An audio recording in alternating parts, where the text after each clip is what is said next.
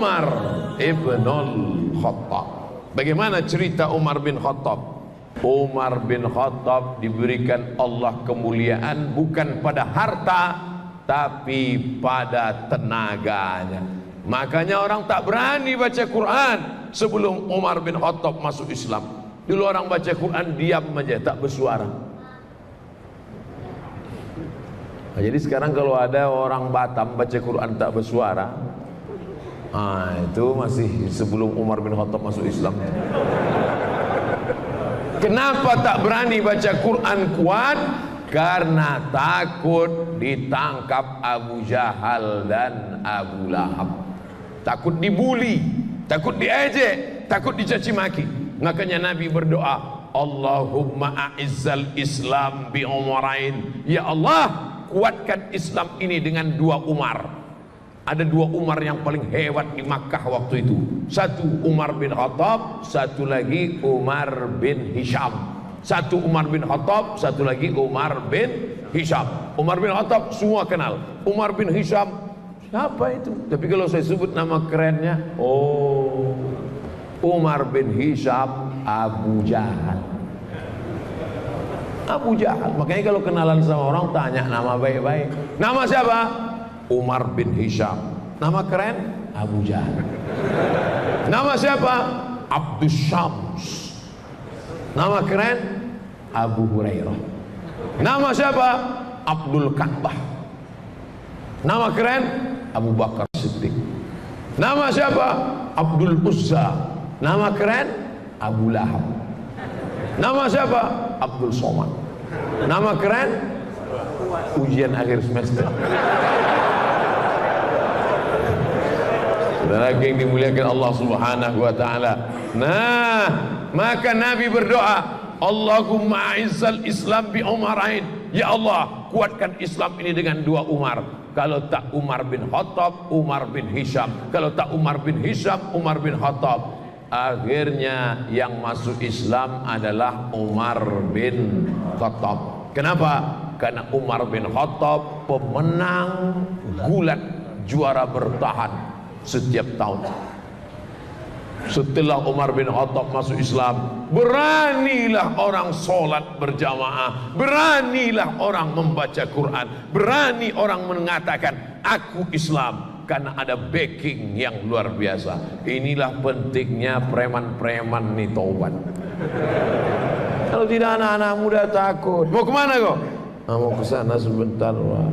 Takut diganggu parkirnya, takut diganggu motornya. Tapi kalau sudah preman masuk Islam, tobat dia, hijrah dia. Mau kemana? Ngaji. Apa yang tidak nanya? Pijak batang leher kau. Oleh sebab itu bangga kita di Batam ini, preman-preman pun ngaji tobat insyaallah. Cuman sebelum premannya dia garang, setelah hijrahnya garang, sebelum hijrahnya galak, setelah hijrah juga mesti galak. Cuman bedanya dulu galaknya di pasar, sekarang galaknya mengajak orang amar ma'ruf nahi munkar. Takbir. Banyak juga preman-preman ini sebelum tobat galak, setelah pengajian Pak, itu ada orang ganggu kami, serahkan aja sama Allah. Kalau ada preman model ini, antuk kan kepalanya gitu ya. Ada guna kau hijrah buat beban aja. Udah tobat, tengok itu Wahsy. Wahsy itu penjahat, pembunuh. Wahsy itu bukan main dosanya. Wahsy lah orang paling berdosa di dunia ini. Kenapa? Karena yang dibunuhnya paman kandung Nabi Muhammad sallallahu alaihi wasallam. Singa Allah dibunuhnya. Siapa itu? Hamzah bin Abdul Muttalib. Hazzaztu hirbati, kutusukkan tombak pendek ke tulang belakang Hamzah. Hazzaztu, lalu ku goncang-goncangkan sampai maaf cakap ujung tombak itu keluar dari selangkangan Hamzah. Lalu kemudian gunting telinga Hamzah, kami potong hidung Hamzah, kami tusuk pakai benang, kami jadikan liontin buah rantai. Datang pula perempuan bernama Hindun, disobeknya jubah Hamzah, dibelahnya dada Hamzah, diambilnya jantung Hamzah, dikunyahnya hidup-hidup. Bukan main peristiwa itu terjadi di depan Jabal Uhud, perang Uhud tahun ketiga Hijrah. Makanya kalau orang pergi umrah itu mestinya di Bukit Uhud itu dia sedih mengenang kematian Hamzah. Tapi adik-adik, bapak ibu, tengok nanti waktu umrah, cuma orang di Bukit Uhud sambil foto-foto. Teman-teman, kita sedang ini sekarang sedang berada. Apa ini? Tapi jadilah, daripada dia tak umrah sama sekali, daripada dia sakau, ya kan. Kita doakan mudah-mudahan dia berangkat umrah sekali lagi dengan ilmu, insyaallah. Nah, Umar bin Khattab berbeda dengan Abu Bakar. Abu Bakar dengan kelembutannya, Abu Bakar dengan karisma tuanya, Abu Bakar dengan kesantunannya, Abu Bakar dengan emasnya. Tapi Umar bin Khattab dengan lantangnya, Umar bin Khattab dengan suaranya. Makanya ketika Aisyah menengok ada seorang laki-laki yang letoy, loyo, bawanya mau mampus, lalu ditanya oleh Aisyah, "Man hadha? Who is this?" Siapa ini? Kata orang-orang yang ada di situ, "Huwa azhadun nas." Inilah orang yang paling zuhud, inilah orang yang paling rendah hati, inilah orang yang paling tawadu. Kana Umar ibn al-Khattab azhadan nas. Umar bin Khattab orang paling zuhud, Umar bin Khattab orang yang paling rendah hati, Umar bin Khattab orang paling tawadu. Idza takallama asma, kalau bersuara, berkata-kata suaranya lantang. Wa idza masya asra, kalau berjalan langkahnya tegap. Wa idza daraba auja, kalau memukul pukulannya keras.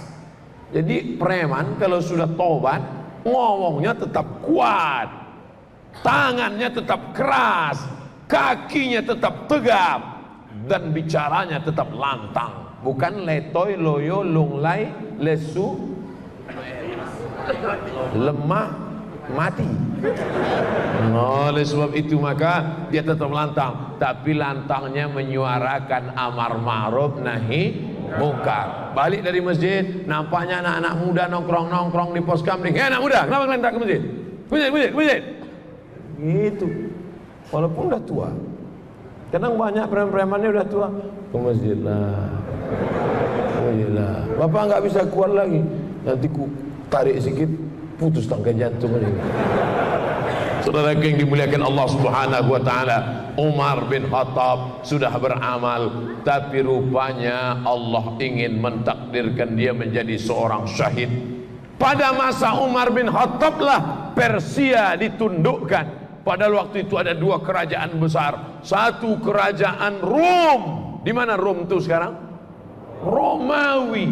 Satu kerajaan Faris, Persia, Iran sekarang. Rom sekarang Romawi, Roma. Lalu kemudian apa yang terjadi saat itu? Berperang antara Roma dengan Persia. Makanya ada satu ayat, satu surat dalam Al-Quran, namanya surat Ar-Rum. Ghulibatir Rum. Roma kalah, dikalahkan oleh Persia. Tapi Allah beritahu tahu sama Nabi Muhammad SAW, nanti saatnya Persia akan kalah dan Roma akan menang. Dan saat itu sahabat-sahabat lebih memihak kepada Roma daripada Persia. Pada masa pemerintahan Umar bin Khattab, Persia diislamkan. Ada satu orang yang sakit hati dengan Umar, namanya Abu Lu'lu'ah. Siapa namanya? Pas mau sholat subuh, ditikamnya Umar bin Khattab, ditusukkannya Umar bin Khattab.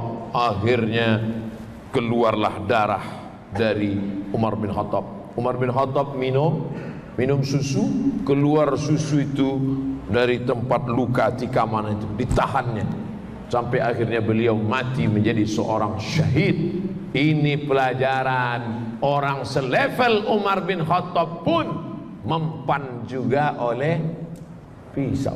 Ini baru sholat 2 kali udah tak mempan pisau. Baru sholat 2 kali Subuh sama zuhur. Sore itu asar, udah cucuk-cucuk tak mempan.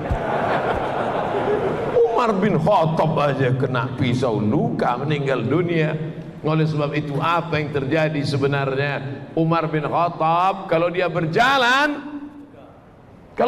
Umar bin Khattab di suatu jalan, maka setan akan jalan di tempat yang lain. Takut setan melewati jalan Umar bin Khattab. Kita satu perjalanan sama setan. Oleh sebab itu jangan-jangan setan sudah masuk ke dalam badan. Makanya orang-orang yang dianggap seperti ini apa kata ulama ahli tasawuf? Idza ra'aitar rajul, kalau kau lihat ada orang yatiru fil hawa, terbang di atas awan, yamshi 'alal ma', jalan di atas air, la taghtar. Kalau ada kau nampak orang kebal, jangan tertipu. Kalau nampak ada orang terbang di awan, jangan tertipu. Kalau ada nampak orang jalan di atas air, jangan terpukau. Pandanglah pada istiqomah.